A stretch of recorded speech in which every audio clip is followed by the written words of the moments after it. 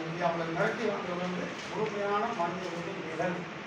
இது குறித்து நாங்கள் நீதிமன்றத்துக்கோ மனித உரிமையாளத்துக்கோ பிபிசி மூலம் நாங்கள் புகார் கொடுக்க போகிறோம். நேற்றைய முன்தினம் வந்து டாக்டர் ஐயா அவர்கள் வந்து ஒரு பேட்டி கொடுத்தாங்க. இப்படி மாஞ்சோலை தோட்ட தொழிலாளர் வந்து கட்டாயப்படுத்தி விருப்ப ஓய்வுங்கிற பேரில் கட்டாயப்படுத்தி கையெழுத்து வாங்கி வெளியே அனுப்புறதா சொல்லி ஒரு தலைவருக்கு வந்து தகவல் வந்ததை எடுத்து வழக்கறிஞர்களாகிய எங்களை புதிய கட்சியின் வழக்கறிஞர்களாகிய எங்களை வந்து போய் உண்மை நிலையை கண்டறிஞ்சிட்டு வாங்கன்னு சொல்லி மக்கள்கிட்ட கருத்து கேட்டு வாங்கன்னு சொல்லி அனுப்புனாங்க. அதன்படி நாங்கள் அங்கே போய் நேற்று காலைல ஒரு 7 மணிக்கு போனோம். அங்கே போனோம். முதல்ல விருப்ப ஓய்வை பற்றி கேட்டோம். அது வந்து உண்மையிலே விருப்ப ஓய்வுங்கிற பேரில் கையெழுத்து வாங்கவே இல்லை. யாரையும் எல்லாத்தையுமே கட்டாயப்படுத்தி தான் கையெழுத்து வாங்குகிறாங்க. கட்டாயப்படுத்தி தான் கையெழுத்து வாங்கிட்டு இருக்காங்க. மாஞ்சோலை, ஊத்து, 4 முக்கு, காக்காச்சி ஆகிய பகுதிகளில் உள்ள அங்குள்ள மக்களை போய் சந்தித்தோம். அங்கே வந்து நிர்வாகம் யாரையுமே அங்கே உள்ள தொழிற்சங்கத்திலையோ இல்லை அங்கே உள்ள அனைத்து ஒரு தொழிலாளர்களையும் சேர்த்து அழைத்து பேசி இதை குறித்து பேசவே இல்லை. அவங்கள வந்து தனித்தனியாக சந்தித்து தனித்தனியாக அவங்கள வந்து பயமுறுத்தி மிரட்டி இன்றைக்குள்ளே கையெழுத்து போட்டால் தான் உங்களுக்கு காசு, நாளைக்குள்ளே கையெழுத்து போட்டால் தான் காசு, இன்றைக்கி ஒரு ஆஃபர் மாதிரி பண்ணுறாங்க. இன்றைக்கி கையெழுத்து போட்டால் உங்களுக்கு சம்பளத்தோடு உங்களுக்கு வந்துடும், காசு வந்துடும். இல்லை 14ஆம் தேதிக்குள்ளே கையெழுத்து போடலன்னா உங்களுக்கு காசு வராது, எது வராது, உங்களை நாங்கள் வெளியே அனுப்பிடுவோம்.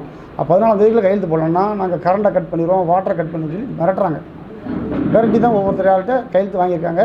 இதை அங்கே உள்ள மக்கள், அந்த 4 எஸ்டேட் உள்ள மக்கள்கிட்டையும் கேட்டோம். அங்கே உள்ள மக்கள் எங்கள்கிட்ட இந்த தான் கருத்து சொல்லியிருக்காங்க. இப்படி அவங்கள மிரட்டி வாங்குறது வந்து முழுமையான மனித உரிமை மீறல். இது குறித்து நாங்கள் நீதிமன்றத்துக்கோ மனித உரிமையாளத்துக்கோ பிபிடிசி மூலம் நாங்கள் புகார் கொடுக்க போகிறோம். அதுக்கு இந்த மனித உரிமை மீறல் இப்படிலாம் நடக்குது. இதை வந்து அவங்களுக்கு செய்கிறதுக்கு எந்த உரிமையும் கிடையாது. இது குறித்து உடனடியாக தமிழக அரசு தலையிட்டு நிர்வாகம் மேலே நடவடிக்கை எடுக்கணும்னு நாங்கள் கேட்டுக்கொள்கிறோம்.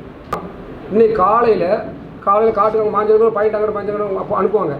காட்டில் போய் அவங்க வந்து ஒரு சூப்பர்வைசர் வச்சு இன்றைக்கி வந்து நீங்கள் வந்து இன்றைக்கி நீங்கள் கையெழுத்து போடாட்ட நாளையிலேருந்து உங்களுக்கு கிடையாது, உங்களுக்கு செக்கு வந்து நீங்கள் கைது போட இருப்பாங்களா, உங்களுக்கு செக்கு எதுவும் கொடுக்க மாட்டோம் அப்படின்னு சொல்லி காட்டில் வச்சு மிரட்டுறாங்க, தேர்தல் வச்சு மிரட்டுறாங்க. அதுக்கு ஆதாரம் அவங்க பேசுனது காலையில் 6:30 7 மணிக்கு இங்கே ஃபோன் வச்சுட்டாங்க. இங்கே நேற்றுக்கு வந்து எல்லா தகவல் சொன்னதுக்காண்டியே இப்படி மிரட்டாங்க. இது ரெக்கார்டு மூலமாக கேட்ட இருக்குது. அவங்க பேசின ஆடியோவில் ரெக்கார்டு கேட்ட இருக்குது. அதை கூட எல்லாத்துக்கும் தர்றேன். அவங்க வந்து பயமுறுத்தி நீங்கள் வந்து இந்த காட்டில் அவங்க வந்து எஸ்டேட் வந்து ஒவ்வொரு காடாக தான் இருக்குது. நீங்கள் 15 பேர் வேலை பார்க்கணுன்னா கைது போடாங்களாம் வந்து பாயிண்டா நம்பர் காட்டுன்னு சொல்லி ஒரு 10 கிலோமீட்டருக்கு காலையில் 6 மணிக்கு நடக்க வச்சுருக்காங்க. கைது போடாங்க. இன்றைக்கி காலையில் இந்த சம்பவம் நடந்துட்டு இப்போ நடந்துகிட்டு இருக்குது.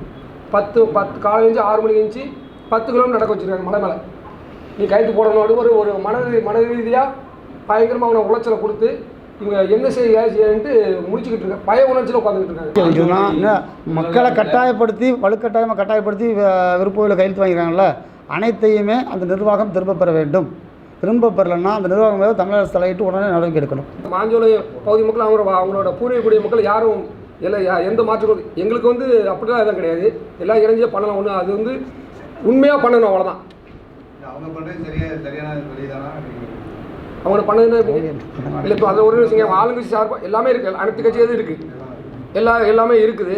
அவங்க வந்து கரெக்டான வழிமுறைகள் அந்த வாழ்வாதாரம் அவங்க அங்கே உண்டாக்கணும், அவங்க அங்கே அது பண்ணணும். அதுக்கான வழிமுறை எல்லாம் அது பிரச்சனை கிடையாது. நமக்கு மக்கள் நல்லா நினைக்கணும். அது வந்து அது பிரச்சனை கிடையாது. நமக்கு வந்து அரசாங்கம் உருவாக்கப்பட்ட ஒரு கண்காணிப்பு நாடகம். அது வந்து அவங்க மக்கள்கிட்ட எந்த விதமான கருத்து கேட்ட மாதிரி தெரியல. இது வரைக்கும் அவங்க மக்கள் கருத்துக்களோ எதுவும் போகலாம். இன்னைக்கு தான் போராட நியூஸ் வந்து போயிருக்காங்க நினைக்கிறோம். நாங்கள் தொடர்ந்து இந்த விஷயம் வந்ததுக்கு தொடர்ந்து நாங்கள் மாவட்ட செயலாளர் நேற்று வழக்கறிஞர் குழு கூட்டு போனோம். அதுக்கு முன்னாடி நாங்கள் போனது எங்கள் குழு போன நாங்களே ஒரு 4 ரூபாய் இந்த விஷயம் சம்மந்தமாக போய் ஒவ்வொரு அதாக பேசிட்டு தான் வர்றோம். நாங்கள் தொடர்ந்து ஏன்னா மாஞ்சோலை மக்களுக்கும் புதிய கட்சிக்கும் ஒரு நெருங்கிய தொடர்பு உண்டு, எல்லாத்துக்கும் தெரியும். நெருங்கிய தொடர்பு உண்டு. அது நாங்கள் தொடர்ந்து பேசிக்கிட்டே இருக்கிறோம். மக்கள் மனநிலையை வந்து கம்பெனி வந்து மாற்றி பயமுறுத்தி அவங்க ஒரு அச்சனோட வெளியே பேசுறது பயப்படுறாங்க.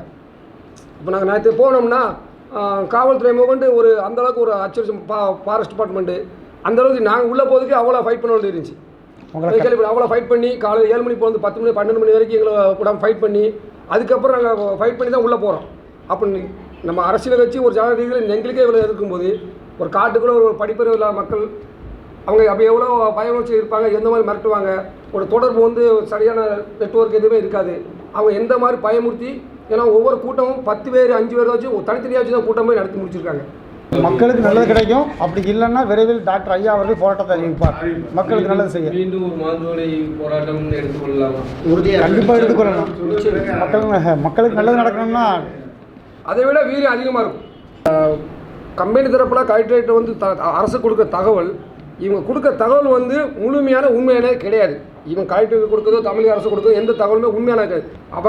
அவங்க நினைக்கிறத இங்கே கலெக்டர் வந்து கொடுக்குறாங்க.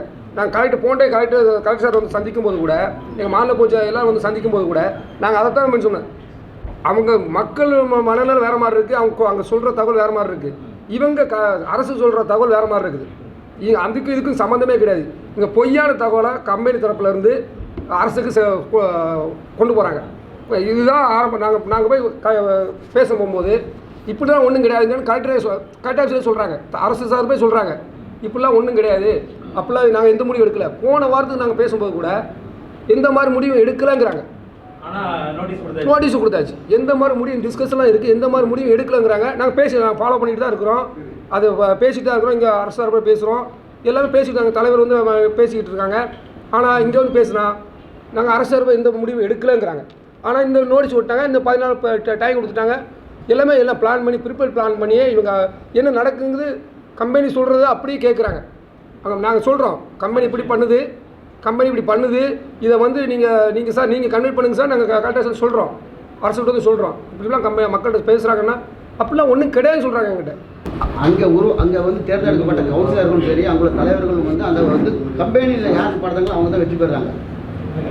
எவ்வளோ கம்பெனி வந்து பணம் கொடுத்து அந்த தொழிலாளர்கள் வந்து மிரட்டி அவங்களுக்கு தான் ஓட்டு போடணும், கம்பெனி நிப்பாட்டுறவங்களுக்கு தான் ஓட்டு போடணும், அந்த தொழிலாளர்கள் மிரட்டி அவங்க ஓட்டு வாங்கி அவங்களுக்கு யார் தேவையோ அவங்கள தான் கையில் எடுக்கிறாங்க. அந்த கமிட்டிட்டு தானே கம்பெனி பேசுவாங்க, அவங்க அதில் தான் ஒரு விஷயம். தொழிலாளர்கிட்ட பேசணும்ல, தொழிலாளர்கள் கூட்டுறீங்க, ஒரு கருத்து கேட்குறாங்களா? நீங்கள் தொழிலாளர்கிட்ட தனித்தனியாக பேசுறீங்க, எல்லாத்தையும் கூட்டு வச்சு பேசுங்க, எல்லாத்தையும் கூட்டு பேசுங்க. பேசி ஒரு தனித்தனியாக பேசுறீங்க, மொத்தமாக கூட வச்சு பேசுங்க, அவங்க கருத்தை கேளுங்க. இங்கே வந்து அவங்க கைக்கூலியாளர் செயல்படுறாங்க. எந்த ஒரு கமிட்டி அவங்க பேசுவாங்க, எந்த கமிட்டியும் பேசலாம் தெரியல. அனைத்து கட்சி இல்லை, அது சில நீங்கள் சொன்ன மாதிரி எந்த கம்யூனிட்டியும் அவங்க பேசுகிற மாதிரி தெரியல. மக்களை பயமுறுத்தி தனித்தனியாக மிரட்டி கையெழுத்து வாங்குறாங்க, எதோ ஒரு ஆசைவார்த்தை காட்டுறாங்க. மக்களை போய் சந்திக்க போயிருக்காங்க. அது இன்னும் அது நாங்கள் தொடர்ந்து போயிட்டு இருக்கிறப்ப எனக்கு தெரியும் மக்கள் சந்திக்க போயிருக்காங்க. அடுத்த மூவ் என்ன பண்ணுறாங்கன்னு பார்ப்போம். மக்கள் நலனுக்கான தான் சந்தோஷம் தானே. இந்த பிரச்சனையை வந்து இவங்க நேரடியாக வந்து முதலமைச்சர் போகிறதானே, திமுக ஆளுநர் இருக்காங்க, நேரடியாக முதலமைச்சர் பார்க்கலாங்களா? சரி, ரொம்ப நன்றி, ரொம்ப நன்றிங்க.